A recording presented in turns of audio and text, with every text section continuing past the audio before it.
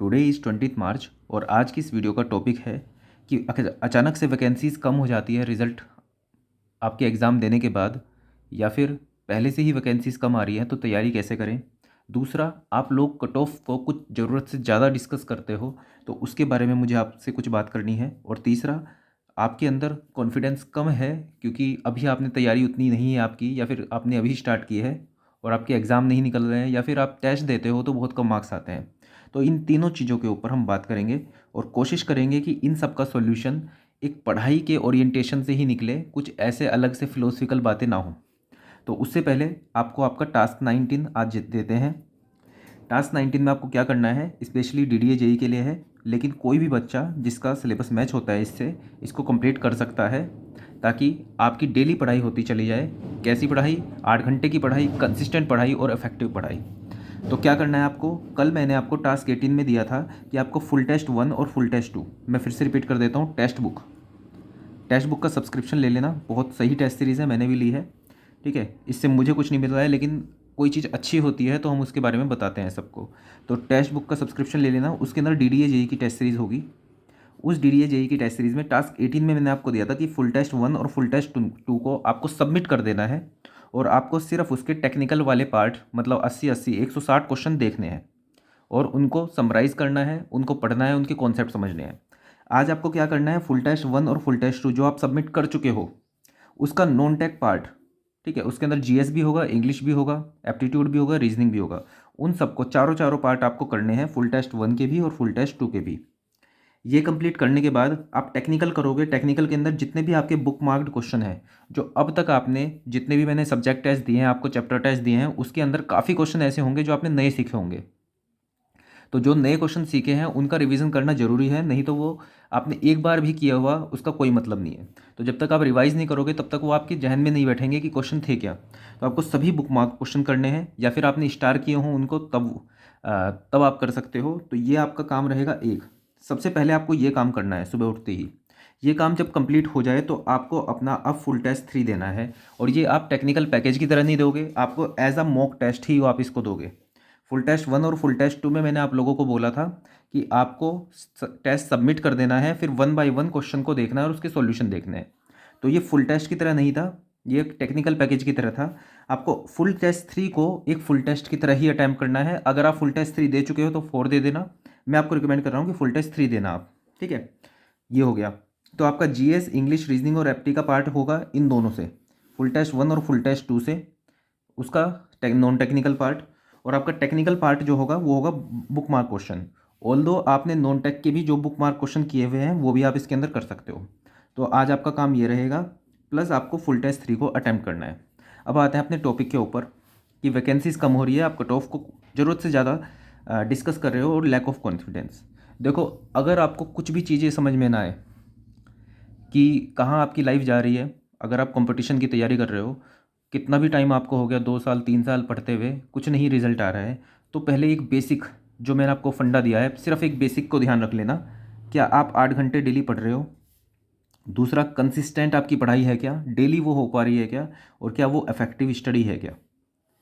ये 3 चीज़ों का ध्यान रखना। 8 घंटे की पढ़ाई आपको करनी है, कंसिस्टेंसी मेंटेन आपको करनी है, ये इफेक्टिव हो सके क्या, इसके लिए मैं आपको टास्क देता हूँ कि आपको अलग अलग मैंने टास्क दिए, आपने इस सारे टास्क को 8 घंटे या 8 घंटे प्लस में कन्वर्ट कंप्लीट किया तो ये इफेक्टिव ही मानी जाएगी, क्योंकि आपने अलग अलग टाइप के क्वेश्चन करे, अलग अलग टॉपिक्स के पढ़े। ऐसा नहीं कि आपने सिर्फ एक चैप्टर को सुबह से लेकर शाम तक 8 घंटे तक पढ़ लिया, ऐसा नहीं है।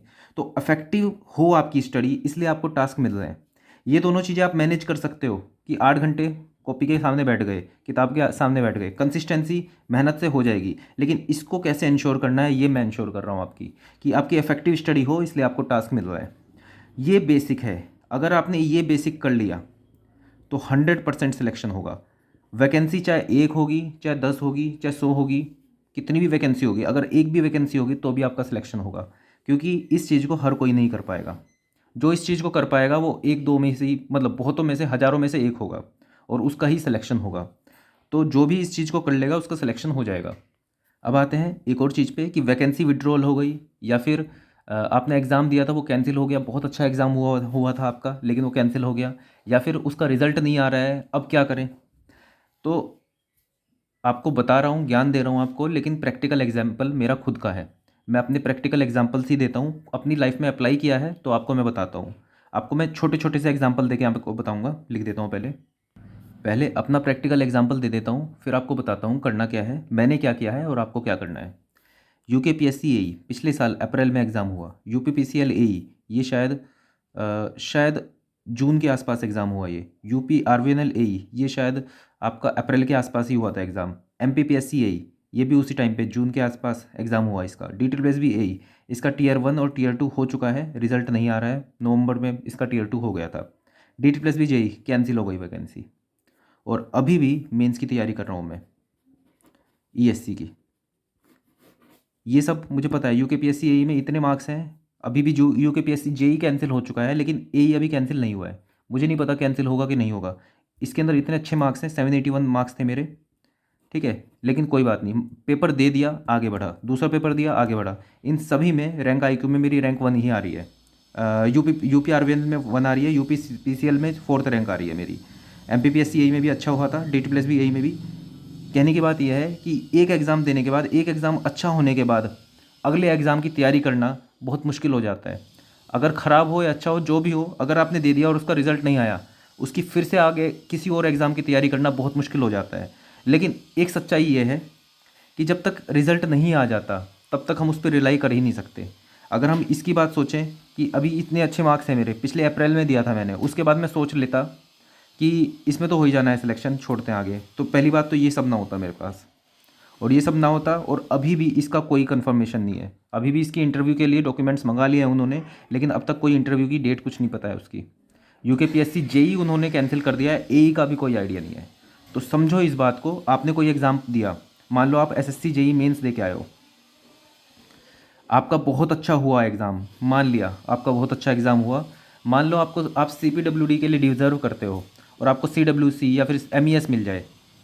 आपने इसके एग्ज़ाम के रिज़ल्ट के वेट में आपने 4 महीने निकाल दिए, और उसके बाद देखा कि जो आप डिज़र्व करते हो आपको मिला ही नहीं। तैयारी करोगे कि नहीं करोगे? ये 4 महीने जो आपके चले गए, ये क्या वापस आ पाएंगे ये वाला टाइम? दूसरा, कट ऑफ। आपने मान लो कट ऑफ देख ली, ठीक है। कट ऑफ आपने सोचा कि आपके मार्क्स आ रहे हैं 300 में से, चलो मेंस की बात करें, मान लो आपके मार्क्स आ रहे हैं 300 में से 220। अब आप डेली ग्रुप के ऊपर डिस्कस कर रहे हो कि मतलब कट ऑफ कितनी जाएगी एसएससी जेई की, या फिर किसी और की कट ऑफ कितनी जाएगी, उससे क्या फ़ायदा मिलने वाला है। कभी आपको ये पता चल जाता है कि आपके मार्क्स ज़्यादा हैं, कभी आपको ये पता चल जाता है कि किसी और के मार्क्स आपसे ज़्यादा हैं।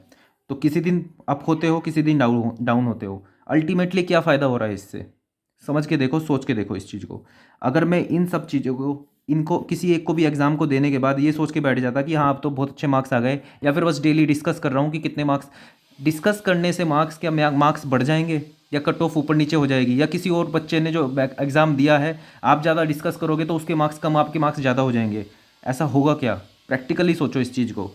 आप जो डेली कट ऑफ डिस्कस कर रहे हो सभी से, इससे आपके अगले पेपर में क्या फ़ायदा होने वाला है? या फिर ये सोचो कि आपने कट ऑफ ज़्यादा डिस्कस कर लिया तो क्या इससे आपकी क्या कुछ बढ़िया प्लानिंग हो जाएगी आगे फ्यूचर की? ठीक है, कट ऑफ आपने मान लो डिस्कस किया 2 दिन 4 दिन 1 हफ्ता, उसके बाद आपको पता चला कि हाँ आपका सिलेक्शन होने वाला है। चलो मान लिया आपका एसएससी जेईई मेंस में सिलेक्शन होने वाला है, सीपीडब्ल्यूडी आपको मिलेगा, ठीक है। पढ़ाई छोड़ दिया आपने, 4-5 महीने बाद रिजल्ट आया, 1 साल बाद रिजल्ट आया टोटल आपको, चलो मान लो सीपीडब्ल्यूडी नहीं मिला उस टाइम पे, तब क्या कर लोगे? बात है ना। सीपीडब्ल्यूडी मिल गया तो बहुत अच्छी बात है, आपको कुछ और करना नहीं पड़ा, ठीक है। एक साल आपने बीच में निकाल दिया, उसके बाद आपने कुछ तैयारी नहीं करी थी, लेकिन हाँ उसके बाद कुछ कर नहीं पाओगे। ये है कि अगर जो आपका रिजल्ट कुछ ख़राब हो गया वहाँ पे, तो फिर आप 1 साल का जो वेट हो गया ना, उसमें कंपटीशन बहुत ज़्यादा आगे निकल जाता है, आप बहुत पीछे छूट जाओगे। तो सॉल्यूशन सिर्फ इतना सा है कि आपने एग्ज़ाम दिया, उसी दिन मान लो आपने कट ऑफ डिस्कस कर भी ली कितने आएंगे कितने नहीं, उसके बाद उस एग्ज़ाम को भूल जाओ। ऐसे भूल जाओ कि आपने कभी कोई एग्ज़ाम दिया भी था। आगे वाला एग्ज़ाम देखो, आगे वाला एग्ज़ाम कौन सा है, उसकी तैयारी करो, वो एग्ज़ाम दो, उसको भूल जाओ। सरकार की कोई गारंटी नहीं है कौन सा एग्ज़ाम कैंसिल करेगी, कौन से एग्ज़ाम का रिज़ल्ट कब देगी, हमें नहीं पता।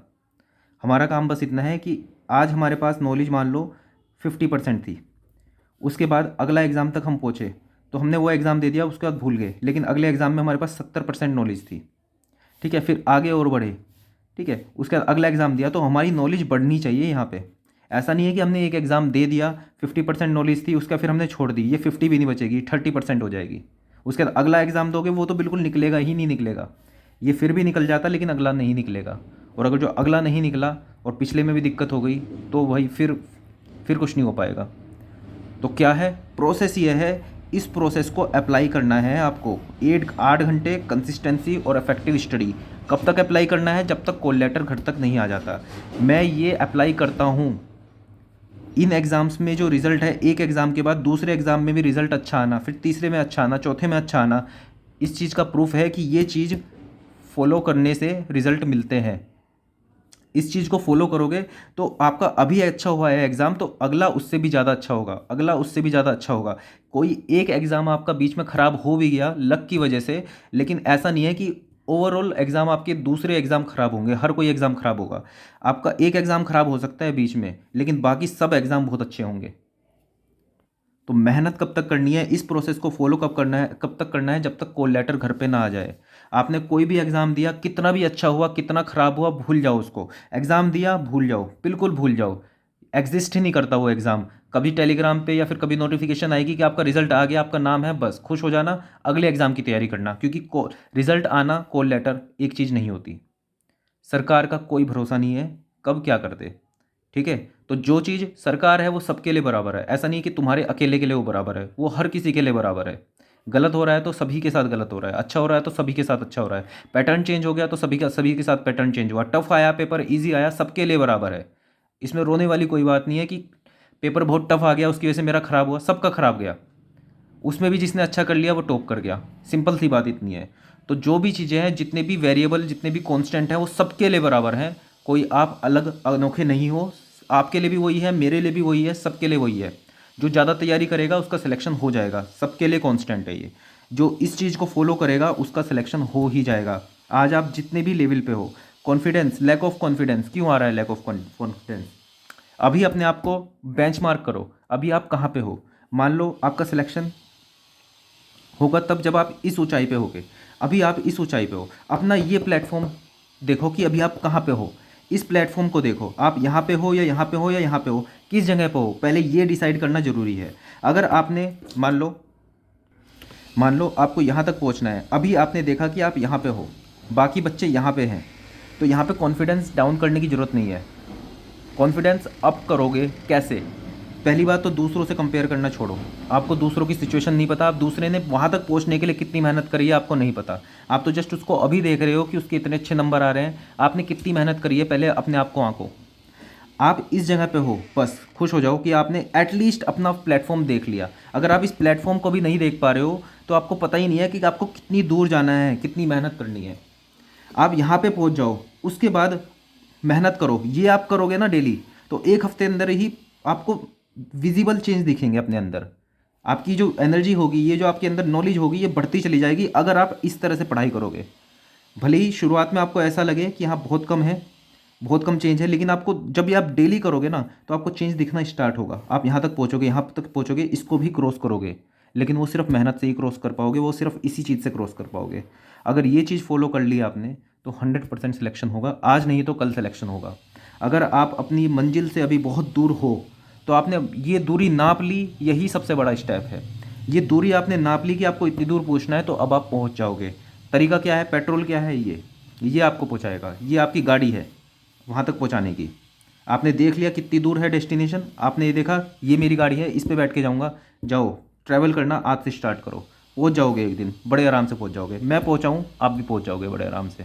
जो मैंने फॉलो की हैं चीज़ें, जो मैंने एक्सपीरियंस, मैंने जो गेन किया है, वो आपके साथ शेयर कर रहा हूँ।